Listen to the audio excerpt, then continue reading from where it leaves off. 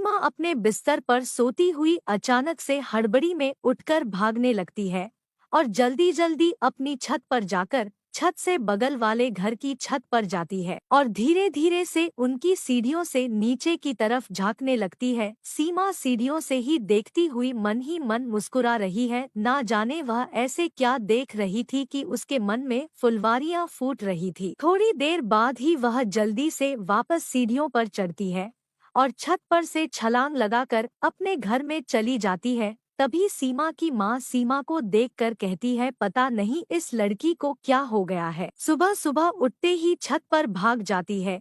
ऐसा क्या मिलता है तुझे? छत पर जाकर हमको भी बता दे, हम भी देख लिया करेंगे। सीमा अपनी माँ की बातों का जवाब दिए बिना वहाँ से मुस्कुराती हुई चली जाती है और लगभग 1 घंटे बाद अपने दरवाजे पर खड़े होकर के किसी का इंतजार करने लगती है। जैसे ही बगल वाले घर से एक नौजवान लड़का अपना बैग टांग कर ऑफिस के लिए निकलता है, तभी सीमा उसको छेड़ते हुए कहती है, कहाँ जा रहे हो राहुल बाबू? राहुल मुस्कुराते हुए कहता है, कहाँ जाऊंगा, ऑफिस जा रहा हूँ, तुम भी साथ चलोगी? सीमा मुस्कुराते हुए कहती है, ज्यादा मत बोलो, हमें सब कुछ पता है तुम्हारे बारे में, तुम्हारी एक एक बात पता है हमें, हम अंतर्यामी हैं।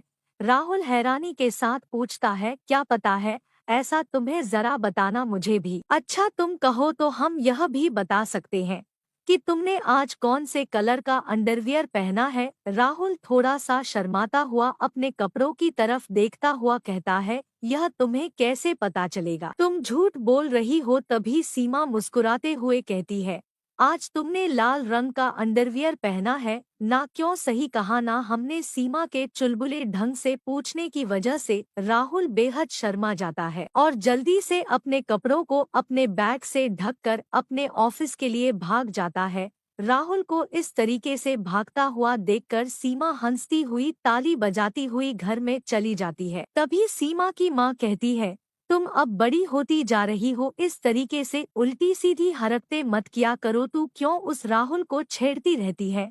सीमा अपनी माँ के पास जाकर कहती है, क्योंकि हमको बहुत मजा आता है, इसलिए। अगले दिन फिर से सुबह होते ही सीमा जल्दी से भागती हुई छत पर जाती है और अपनी छत छलांग कर राहुल के घर की छत पर चढ़ जाती है और धीरे धीरे सीढ़ियों से नीचे उतरकर कहीं पर झांकने लगती है और काफी देर तक वहीं पर झांकती हुई मुस्कुराती रहती है। लेकिन किसी को भी अभी तक यह नहीं पता कि आखिर वहां पर वो देखती क्या है। थोड़ी देर के बाद फिर से सीमा वापस अपने घर की छत पर आकर नीचे आ जाती है और एक बार फिर से राहुल को ऑफिस जाते हुए छेड़ने लगती है। जैसे ही राहुल अपने घर से बाहर आता है तो वह सीमा को देखकर अपने बैग से अपने आप को ढकने लगता है और चुपचाप से वहां से निकलने लगता है।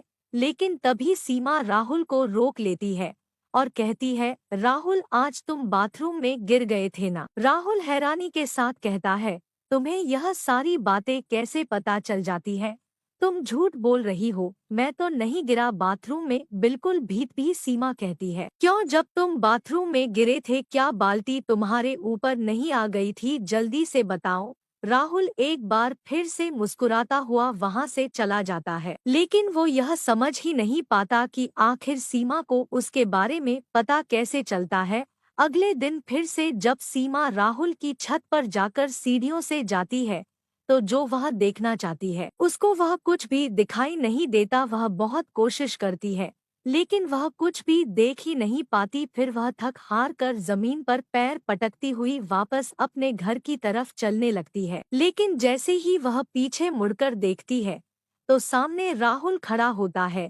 राहुल को अपने सामने इस तरीके से देखकर सीमा हड़बड़ी में चिल्ला पड़ती है और घबराते हुए कहती है, तुम यहाँ पर, और जल्दी से वहाँ से भागने की कोशिश करती है।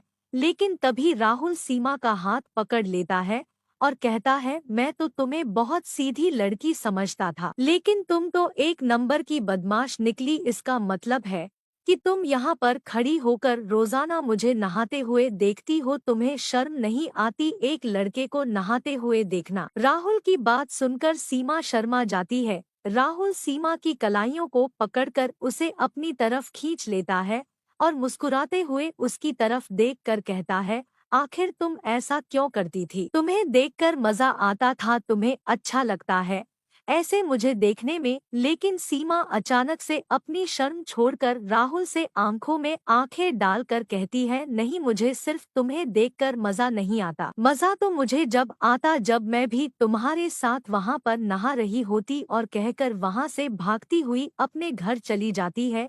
राहुल सीमा की बात सुनकर बेहद शर्मा जाता है। राहुल और सीमा की प्यार भरी बातें ऐसी ही चलती रहती है और उन दोनों के बीच में प्यार दिन पर दिन बढ़ता जाता है।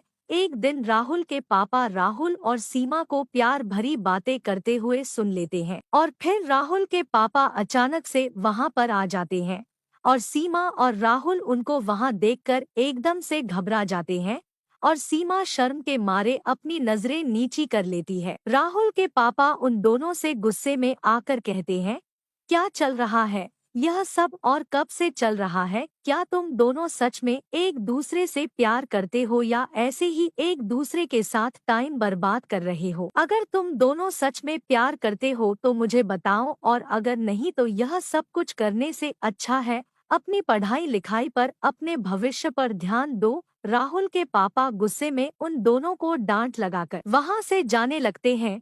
तभी राहुल अपने पापा से कहता है, पापा जी, हम दोनों सच में एक दूसरे से प्यार करते हैं और एक दूसरे के साथ अपनी जिंदगी बिताना चाहते हैं। अगर आप बड़ों का हमें आशीर्वाद मिल जाए तो हमारे लिए इससे बात कोई हो ही नहीं सकती। राहुल के पापा उस समय तो बिना कोई जवाब दिया वहां से चले जाते हैं और कुछ ही महीनों के बाद उन दोनों की शादी भी हो जाती है। फिर सीमा और राहुल की जिंदगी खुशी खुशी एक साथ दिखने लगती है। दोस्तों, आपको हमारी कहानी कैसी लगी कमेंट बॉक्स में जरूर बताइएगा।